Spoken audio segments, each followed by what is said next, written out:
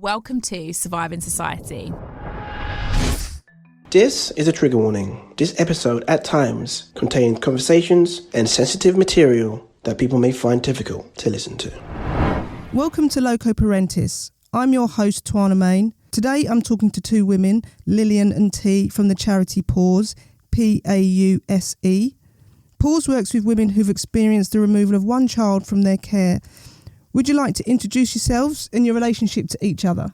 I'm T, and I've worked with Pause, and the woman who's with me today, I've actually worked really close with Lillian, 18 months. Excellent. And Lillian? Yeah, and I'm Lillian. I am a Pause practitioner. I don't know if you want to know. Yeah, I would like to. I'd like to know. Initially, I spelt out Pause because I think it's important to explain the name P-A-U-S-E. Yes. Where's the name from? The name is about. I often say it's like press pause because people often think it's animal pause. Yes. So press pause, the P-A-U-S-E, as you're spelling out, and the whole idea of the pause is about stopping and creating space for change, and that's what we want to do for women who have been through experience like T was just saying, that women whose children are not in their care. Right. And when your children are not in your care, I can't imagine anything more painful. And just think that all the emotions that come with that, you need somebody to walk with you through that. Hence, Pause was set up by some social workers who saw that some of the women who had children taken from their care, they would come back again later with another pregnancy and it would be a repeat. Yeah. And they wanted to stop that cycle of trauma, because that is just, I can't imagine anything more painful. And if you then think that it happens again and again, so one of the things that Pause is really committed to is working on that removal of a child should never happen more than once for a woman. We don't want it to happen at all, but if it happens, whatever it is that's the reason for it, we need to create space for that woman to work through whatever it is that's causing somebody to not quite manage life enough to be able to have a child with them. Yeah. A lot of people think when they hear that women have had their children taken off them, they automatically assume that it's through neglect or abuse, when really, if you actually take the time out of your life to ask that person what is the reason why you've had your child taken off you, then you'll actually know the deep reason.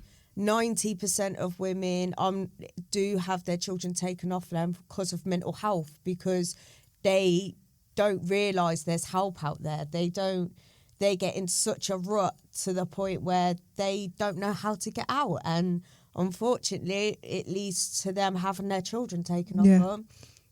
And unfortunately for some women, that's when it's a wake-up call, like I haven't got my child. So it's kind of like a shock to the system, which I wouldn't wish upon anybody. It's the most painful thing ever. So because I came across Pause, because I saw it, because I explained before that I've been in care and I'm adopted, and I think it's interesting for me as somebody who's been through the systems to talk to somebody from the other side. I know the reasons why we went into care, but my younger brother, his experience from us older ones is slightly different. He'd be the child where you'd sort of turn around and go, actually, in our family, this intervention could have been a lot more useful. Do you know what I mean? And so I think from my point of view, I think it's quite interesting as a care experienced person to talk to people from the other side. So I saw a program, I think it was a few years ago, maybe 5, 6, 7 years ago, I can't remember now, about Pause. There was a documentary, I think, on the BBC, and it changed my it just changed my thoughts and feelings about why children are removed, because I can think from my reason, from my family, but I know it's not the same for every family, but also just the work that Pause does with women. And it's just kind of, I thought it was pretty radical, and I thought it was brilliant, actually, because actually if we can stop this, because I'm not saying that children are not always going to be going into care. I think there's always going to be that, but I think if we can intervene where it's Do you know what I mean? So it's not always. I've always said social services, before they take the children away, try and help the parent. Yeah. And try and get a help. If you can see the parent declining, help them, get them the certain help while the children in their care. But if they get the help and the situation doesn't change, then I would say, okay, then fair enough, you've tried to help, but unfortunately it didn't work. Then obviously take the next steps. But when you're seeing a parent declining, the worst thing to do is take their children away, because that's just going to make them decline even more when they know, I haven't done nothing wrong. Yeah. Like, I've never hurt my kids. So it kind of makes you look at social services differently. Yeah. You distrust them. Can you tell me, Lillian, a little bit about what is meant by child removal and who's removing children? So often it starts happening by somebody having concerns about a child not having their needs met. And that could be a professional, it could be in a school, it could be a neighbor, it could be almost anybody. For some, it happens already when you're giving birth in a birthing unit in a hospital. Yeah. So somebody sees a parent and thinks that they don't seem like they are totally on top of life themselves, and how can you then look after a child as well? If you're not quite managing to look after your own needs, how can you then also manage the needs of a child? Because the needs of a child always has to come first, doesn't it? And that can be really hard if you're struggling yourself. So usually it's somebody that makes a referral to social services, or like a child protection kind of referral around whatever it is they have. And then social services have to come in and do an assessment. They come and assess the family and then look at what they think the needs are and how well that family are coping, and whether the child's needs are being met. So it's not always about a child being hurt physically. It's about whether their needs are being met. The needs being met. It's feeding on time. It's feeding. It's taken having to school. Routines. Being taken to school regularly. So all of the things that is part of helping the child get a good, solid start in life. Yeah. And some of those, we all know it. If I have the flu, I am not able to do things in the same way, because I am just out of it. And it can be really hard to do those things. And if I had children in my care and there's a week where I don't get it done, that doesn't matter so much. But if I have something going on where that's a more long-term thing, then it starts to impact the children. And it's so hard. I don't think any social workers like the process of taking a child away. Sadly, the way the system is working is very often that the social worker comes in and it's about gathering evidence instead of actual real intervention today. And I don't know where that went, in my view, a little wrong. But I do think that it prevents social care from developing a good relationship with the parents. You have some social workers who are still flipping good at it. But it's hard. It's a really hard job to do. I don't envy anybody that. But so when they come to a place where they say this child's needs are not being met, they then end up going through, they have to take it to court and they have to gather evidence, and everything becomes about evidence gathering.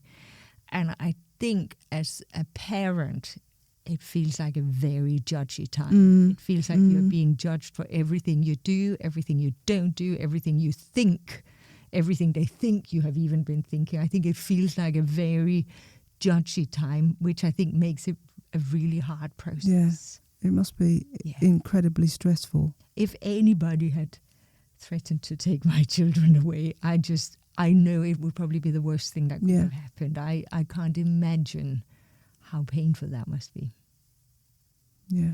I've sat with a lot of women in the midst of the pain, but I also just recognize that I have never felt it in my own bones about my children, but it must be so hard, and I don't think anybody should ever walk through that by themselves. Hence why when I hered about Paul's, I just thought I'd really like to do that job. Yeah. How long have you been with them for? Since January 18. Okay. Yep. 2 different local authorities. Yep. Yeah. Since January 18, what's that, 6 years? Yeah. 6.5 years. 6.5, yeah. So why do you think it's important to work with women who are involved with care proceedings? We don't always come in while they're working, Yep. in going through care. Sometimes we come in afterwards. It depends on whether the women are referred to us and whether it's the right time for the woman. But we often would come in towards the very end. Yeah. Because we are not part of if you come in during or earlier on, then social services would often want to get all sorts of reports from us. And the space the woman has with a post practitioner has to be a safe space where the woman is able to talk about whatever it is she's feeling and thinking without feeling like it's going to end up in a report. Yeah. Hence why we think it's quite important that we are not part of the process of that, because we really are careful about it being a safe space for the woman. Because if you don't have a space, if you feel like you're being judged again for everything you say or feel, then the space is not, you're not going to be able to open up as much as if you know this is not going to go to social services. Yeah. Because it's got to be a safe space for the woman and not be part of it, because we don't want to be part of any parenting assessment. It's not our job, it's not our background. We're not trained to do that, and we don't want to be part of that. Yeah. We're here for the woman. And the whole thing of being here to walk with her, we are often with the women while they go through the final court hearing, which is a flipping hard time. I can't imagine when you're having everybody pull out all the things from all the assessments, everything that's been done, and that gets said in front of a judge in court. And that judge sits there. He's never met your child, but he makes the decision. It's a really, really hard time. We don't think, at least you should have somebody that can wait for you with a coffee or with a phone call afterwards, so you don't feel like you have to sit with it by yourself. So part of what we do is often to sit with women in their pain. We don't tell them they have to pull themselves together. Yeah. We sit with them, let them look at the pain, let them talk about the pain. Most people don't want to hear about that. Most people in society, if you even mention this, they become a bit judgy as well. And actually there's a lot of stigma around it. So I think you need to have a space where you can talk about it and it's safe and you're not being judged. I was talking to somebody earlier on about stigma that we feel as like care experience people. And how, like, it's just like a burden. It's a burden, and it's not kind of, and like it's like having a care experience is who we are. We're not necessarily proud of it or ashamed. It's just part of what makes us who we are. But also that most people outside of care don't know anything, have no experience of it, but are the experts. But will speak to you like, actually, no, this is it. And we're like, no. So even if you come with your own life experience and sort of try and push back, it's like people get quite upset that you challenge their already preconceived ideas. So I imagine from being on the side of like women and child removal I think has to be even more stigma, because women are meant to care for, meant to be the carers and meant to be the carers of their own children. Yeah. And it changes your identity, because you have identified as a mum, and all of a sudden somebody says, oh, sorry, you're not going to be the full-time mum. It's very hard, but I think working with pauses, it's helped me a lot. It's helped me a hell of a lot. How was it at the beginning? Wow, at the beginning, I was angry. I wasn't just angry at social services, angry at the world. Would never leave my house. I was very OCD, very obsessed with germs, diseases. At one point, I got a really bad phobia leaving my house. Didn't trust nobody. And then I actually went through my last court proceeding, and that was a very, very, very bad time for me,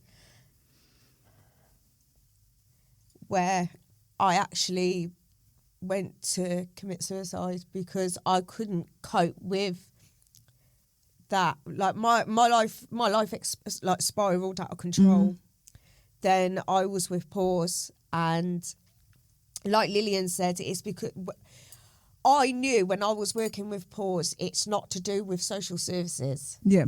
So I knew when I was speaking to Lillian, I was speaking to her in confidence. I could speak to her about anything.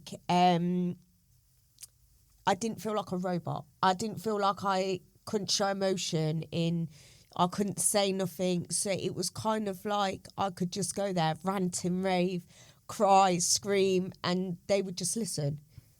And like, if you've got a friend's like, oh, it'd be all right, don't worry. That's not what I want to hear. I just want someone there to listen. And that's what a Pause worker does.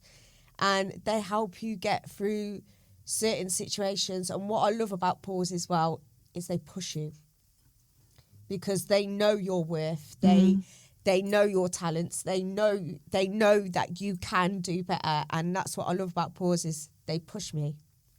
And just that little bit of push has made me the person that I am today. I can literally fight the world. I speak to social services like it's normal now. I'm out, like, I do things like this now. So, yeah, so any woman that's out there that is struggling, they need to go to Pause, because it's the best thing. I would never have changed. I will never change it, no. You're making me cry now. It's the best thing that I've ever done, because if it weren't for Pause, I can honestly tell you the truth, I wouldn't be here today. I really wouldn't. I'm glad you are. Yeah, me too. So, yeah. It's been such an honour to see the journey you've been on, from this angry woman that you were when I first met you. You just found it really, especially meetings with the social worker, you found that so hard. Don't get me wrong, I'm still a little bit iffy about them, but because I've learned how to deal with my trauma head on, and instead of locking it away and it just building up and building up and building up, I've learned to face my trauma head on, and knowing that I own my trauma. Yeah. I rule my trauma. My trauma is a part of me. So the more I fight against it, the harder it's going to be. That it's kind of made me, I wouldn't say warm up to social services, but it's made me learn how to work with them. So it's just made life so much easier. Do you know what you said? You said that what worked for you with Pause was that I listened to you. Yeah. That's one of the things that's changed in you, in your work with your social worker. Yeah, I can listen to other people now. You can listen to her. Where if people would talk, if you would have met me 6 months ago, if you would have tried to talk, I'd start screaming, shouting. I wouldn't give you the time of day. But now I'm one of these, I listen and I watch and I take everything in. And I've learned that with being with Pause. Good. You said that I have pushed you. In what way would you say I've pushed you? Like getting out of the house, putting me on courses where I would have to mix in with other people. Like, even today, I still find it hard mixing in with new people, but it's not as hard as it was before. So I've been on courses that's got groups in.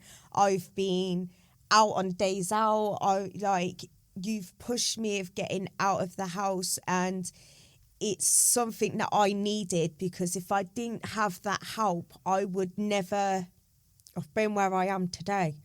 So, and it's just like when you're listening and not judging, because I know when I go to that coffee shop, it's kind of like you're talking to a friend, not a worker. And that's the best thing about it, because like you're not, when I meet Lillian, it's not, I've got to meet my worker now. It's not like that. It's like, okay, then it's like you're visiting a friend and you're catching up, and that's a nice thing. That's what I wanted. That's what I needed. Yeah. And that's what I got, and that's where I am today. Brilliant. You both all right? I'm going to need to check in with you. We just might need to wipe our eyes a little bit. Good? Yeah. Good. So when we think about children being taken into care, we often mistakenly think they must be there because of bad parents. Can you tell us why this is not often always the case, and a lot of the time the case? Let me just put my experience across. My little boy got taken off me due to my mental health. I had actually looked after my kid in my care for 8 years, solid. Unfortunately, my mental health spiraled. Didn't know that there was help out there. Didn't know I could get on medication. Didn't know that I could have these certain organisations. And I did have social services involved, but they just watched me decline. They didn't help me. I had one social worker. She kind of was like, oh, it's fine, you'll get better, and just pushed it under the carpet. Now, that was my breaking point, because I was like, I am asking you for help. Don't know how to ask for help, but you can see that my mental health is declining and you've just shoved it under the carpet. And I just ended up spiralling to the point where I just had a complete mental breakdown. And the thing that I could only do is that the police came in and took my little boy. So it's not always due to neglect or an abuse. There is parents out there that have got mental health, and unfortunately don't understand that there is help out there, because we're not given those lines to be able to get that help. We don't know where to get the help from. If you've got social services, they should be like, right, this is what you need to phone. This is where we're going to get your help. We're going to try this, we're going to try that. But no, instead they decide, right, we want to rip your child away. And because there's such a big stigma in the world, and everybody judges everybody before even asking, it's like, oh, you neglected your child, or you've abused your child. Don't judge before you understand the actual circumstances, because when you actually do that to a woman that generally hasn't done anything like that can hurt even more, because you're judging me before you've known the circumstances. So, yeah, not everybody's child's been taken off them through neglect or abuse, unfortunately. I also think that as soon as T is just saying right now, because we live in a society that's so judgy and punitive, we're always pointing fingers at people and othering people. And it's very easy to other people whose children have been taken away if my children haven't been taken away. Yeah. But I think when I sit with women and hear their stories, what they have lived through, I just always end up really humbled that they trust me to tell me, but also just all the pain people have lived through. Yeah. And when I have lived through times of pain in my own life, I know I'm not on my top game. Yeah. Who of us are? Yeah. And actually, maybe we just need to create a world where we don't other people out of people's pain, and just think about what happened to you instead of why are you. Yeah. It's a more interesting way of looking at it. Because I sort of think from my situation, kind of what shows up at the top is neglect. But also looking now at the situation as an adult, there's poverty and there's poor mental health that's never really discussed in like our family story. No. It's just more like the neglect, which so for the authorities via neighbours calling the police, like intervening in our lives. That's not a mistake that anybody made, but also like if you sit there and you look at the adult who's looking after a lot of very young children. There's there were one situations like 5 children under the age of 5. Yeah, there's a lot of children in our families. Do you know what I mean? So you're like a single parent, just a lot of stuff, and you're like, how with not a lot of support from anywhere else. But how can this not break down, like, in a way? Exactly. I think this is where people get it wrong, because they automatically think social services. Yeah. I've got to phone social services. We've got to do this. But before you do that, maybe ask the mom, does she need help? What is it she needs help with? What's wrong? Because before people start jumping in social services in this, that mum just needs a little bit of help. So you're just making the situation worse when you're phoning social services. So instead of thinking that social services are the almighties and that they need to phone them, maybe just pull the mum to the side and maybe just ask her, is there something that we can do? Like, do you need help? So maybe the society needs to kind of rack together a little bit more than just jumping down everybody's throat and being like, right, you're a bad parent, you're doing this wrong, you're doing that wrong. Parents don't need to hear that. Parent needs to do, right, you're doing good, but there's this certain places that we need to fix. Yeah. Then parents are willing to work with people, but as soon as you start judging, my motto is, I would rather you ask me questions before judging me. And that's always been my motto. So I just think people need to stand up for each other and help each other out. And I think that's what it should be all about. Being an army and sticking together. And I think, like you're saying, neglect, when you then think of poverty and how many people live on very low income. And that's incredibly stressful. So I'm not a parent, but I've spent time with children. it costs money. Yeah. Every time you go out the door, it costs money, doesn't it? Yeah.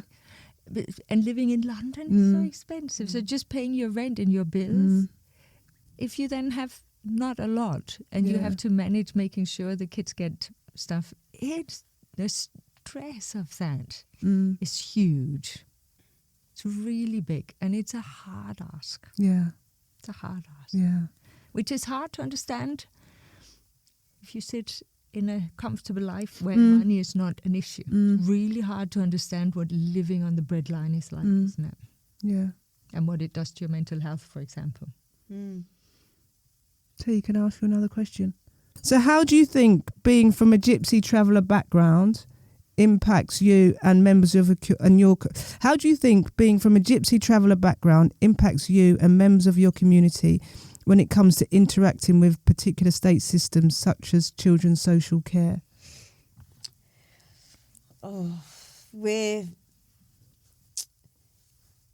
I used the word earlier. People don't know how to handle us. They think we're very loose cannons. People hear the word gypsy traveller, they're automatically scared. They automatically think we're troublemakers, we're robbers.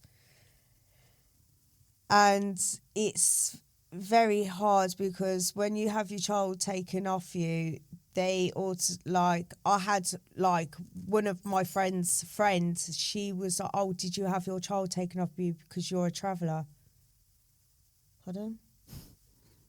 Like, how dare you use my ethnic against me for someone to take my child off me? We're just very misunderstood people, and we're very, when it comes to working with like different organisations, because we're very, very private people, we don't know how to open up. So when social services are asking certain things, we kind of keep it closed. So we're not an open book to everybody. So when people do get close to us, it's like, right, that's it now. Because there's obviously certain things in the traveller community that the outside world don't know about. And this is why we find it hard with organisations, because they like to dig and they like to pull out strings and they like to pull out things. And I think that's why we find it very hard to work with organisations and non-traveller people, because we're very close-knit. And we're very family and orientated as well. So especially when you've had your kid taken off you, it's like, wow. It's like you just don't know, because it's quite hard and difficult. Like, I don't mean this any in bad intentional way or anything like that, but when your child's then been put into a non-traveller household, it's a little bit like, oh, because it's like we live the traveller way. Yeah. And it's difficult to know that my child is now being introduced to the country life. So yeah, it's very difficult. Very, very difficult. But You and I have spoken a lot about your traveller background, haven't we? Yeah. Mm. Because we're like that. Once we start to trust people, then we start to let people in. Well, only certain travellers do that. But obviously, I've learned how to trust certain boundaries, and I've learned how to trust certain people. Yeah. But I think it's about time now that, because we get very stigmatised, and we have to live through racism every day of our lives, and there's certain things that we're not allowed to do, like we're not allowed to go on holidays, we're not allowed to go in shops, we're not allowed to go into restaurants, we're not allowed to do, like, we're not allowed to go here or go there. I think it's about time that the world wakes up now and knows that we're just ordinary people, just like everybody else. And it's about time that we start to get to know, people start noticing that. So, yeah. Thank you. Thank you for sharing that. You all right? Yeah, it's just hard.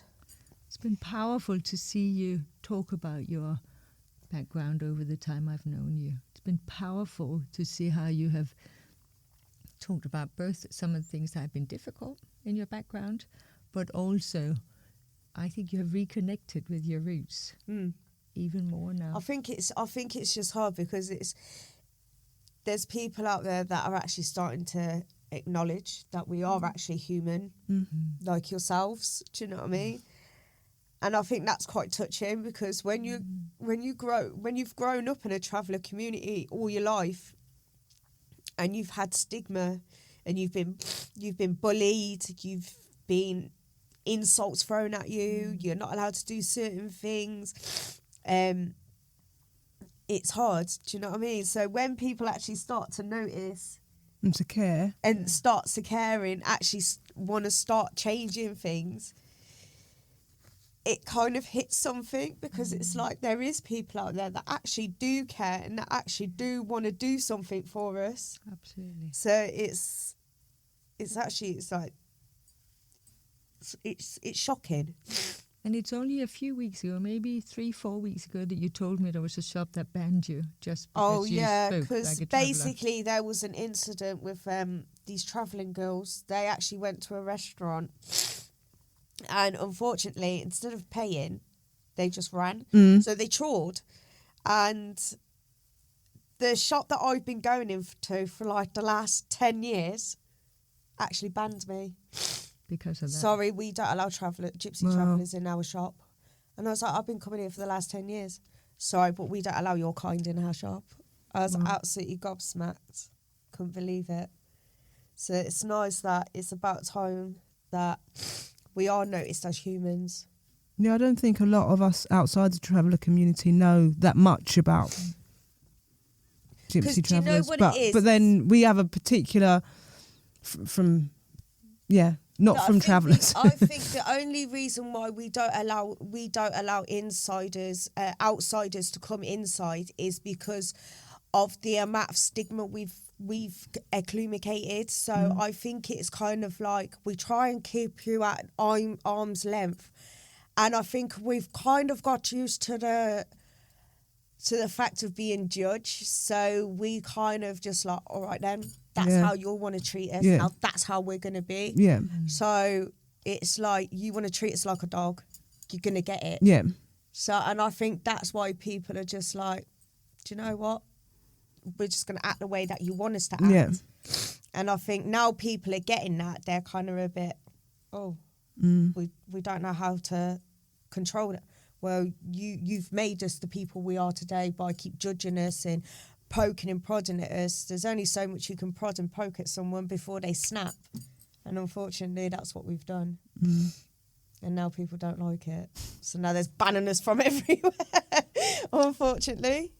But that's life.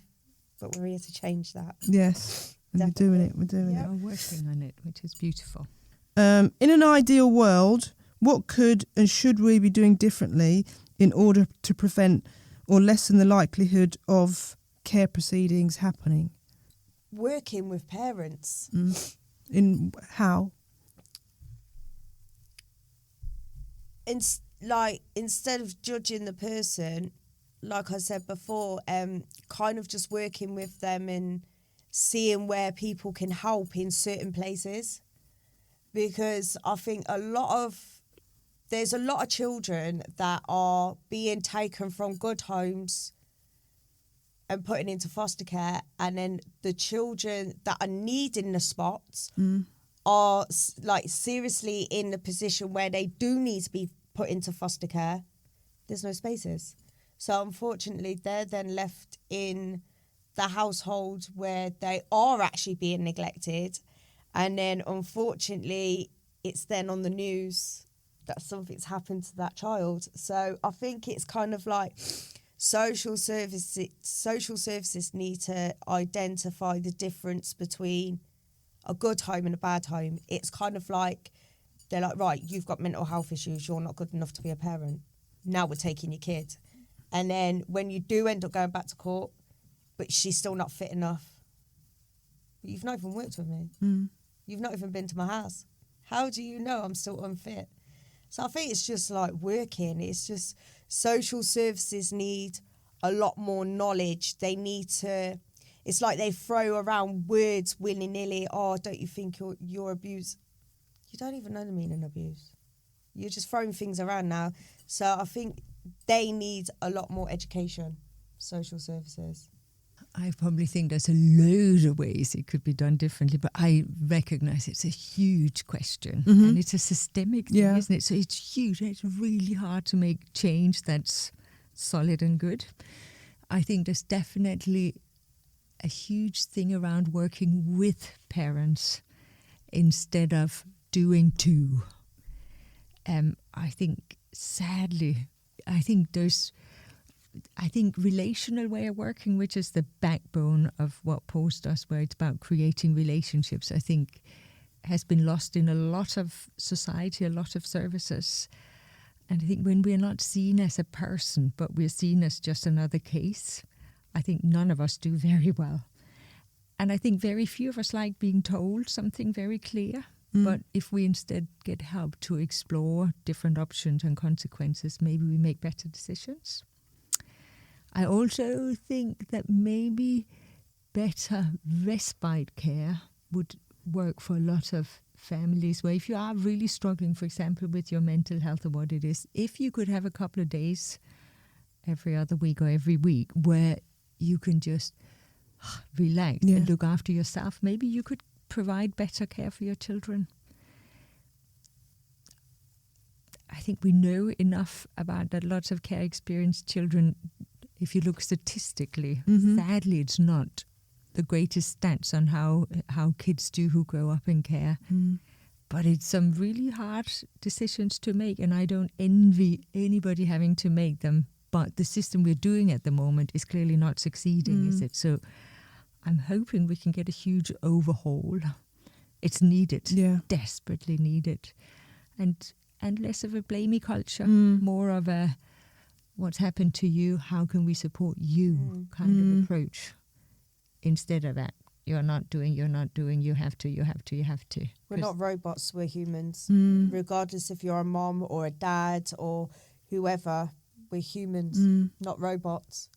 So we do need to take self-care for ourselves as well every now and then.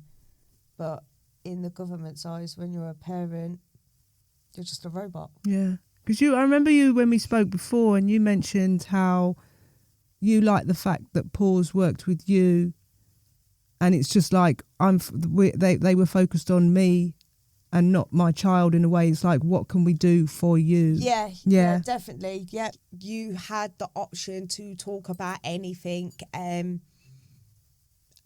that's what I love about PAWS as well, is they wouldn't be like, oh, right, now we need to talk about this situation, or now we need to speak about your child, or it's not like that. It's you take your stride. Like when they knew that I was a gypsy traveller, what I loved about PAWS is they never, it's like, right, now we need to know about your background. Yeah. Now we need to know what to call you.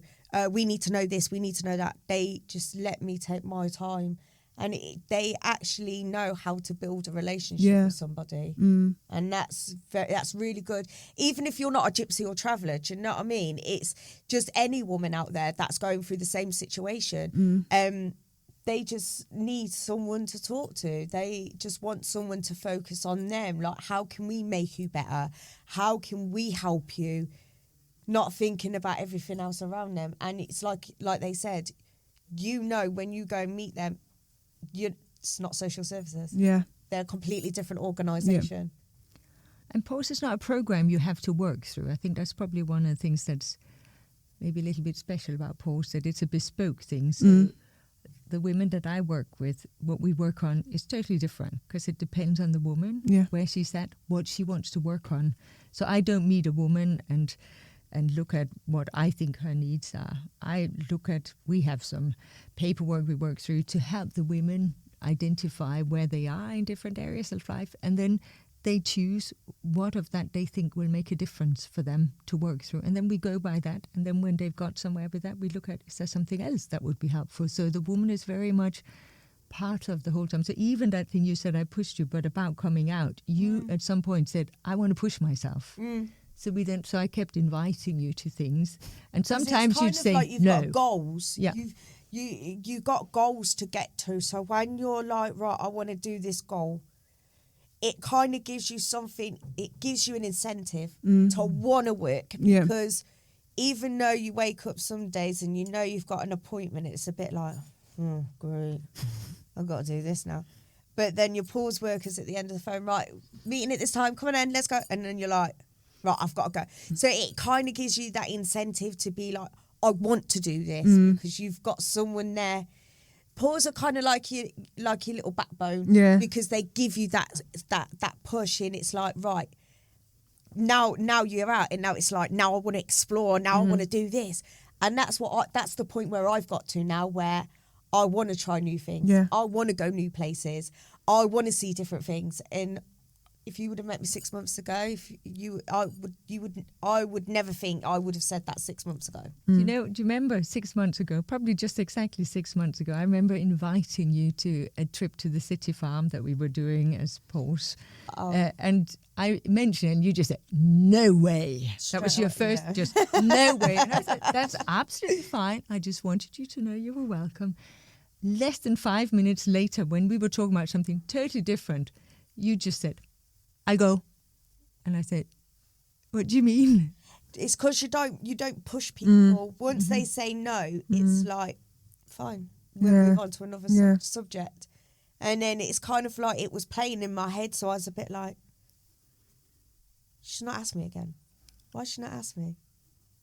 It's because she cares. Right, it's like I'm going to go and do it. It's because I was expecting, because obviously it as you're going by, people always like nag. So I was a bit like, why is she not asking again? Why is she not asking? She's talking about something completely different. And then because it kind of was like nigging at me, I was like, I'm going to go. It's PAUSE is the best thing for women, the best organisation. Since then, since that city farm and since you decided to go, you have come to everything I have mentioned. What was it about having that support then that's helped you? Everything from emotional to, because I suffer with certain different mental health issues and I couldn't actually regulate my emotions properly.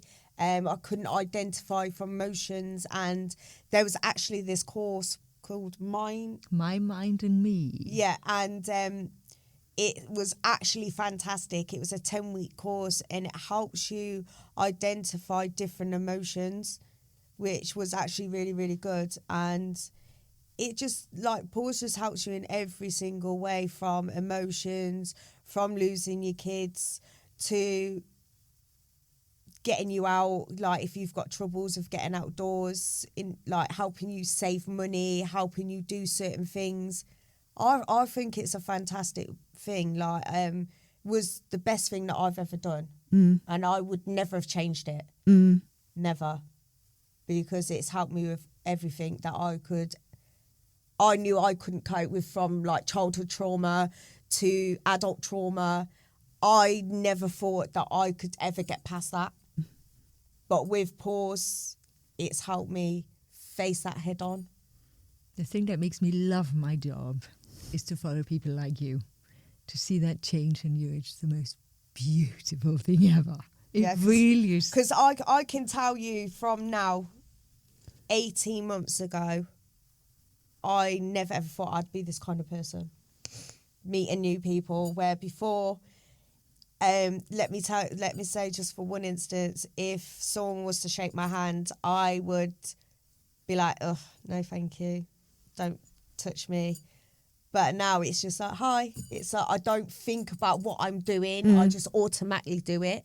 And that's through Pause's help, because they've encouraged me to do certain things.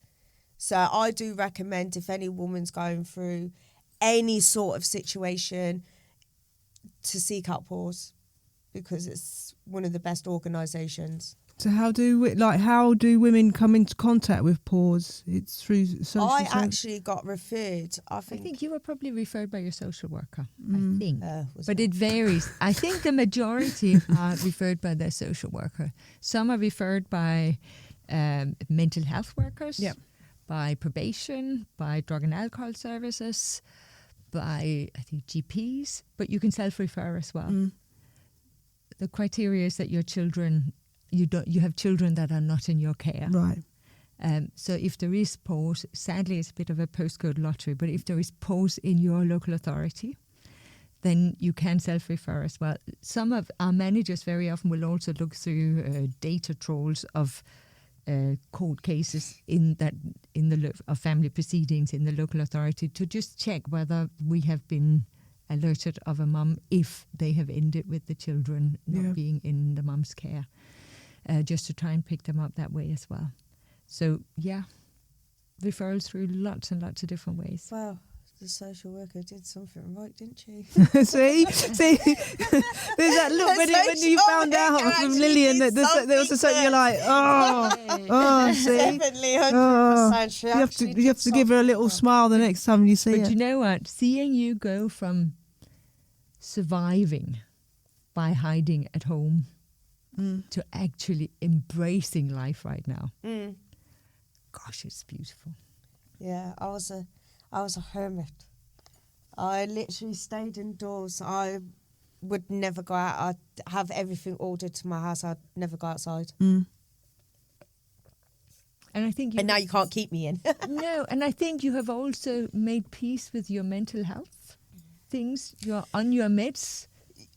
I think this is another thing that Pause helped me deal with as well, is the fact of working with my mental health, not against it. So because I was working against it and always, because I know there's a stigma against mental health, I always hid it. And I never wanted to address the dinosaur in the room. So I was always like, no, I haven't got mental health issues. No, I'm fine. I'm being targeted. I'm being wrongdoing.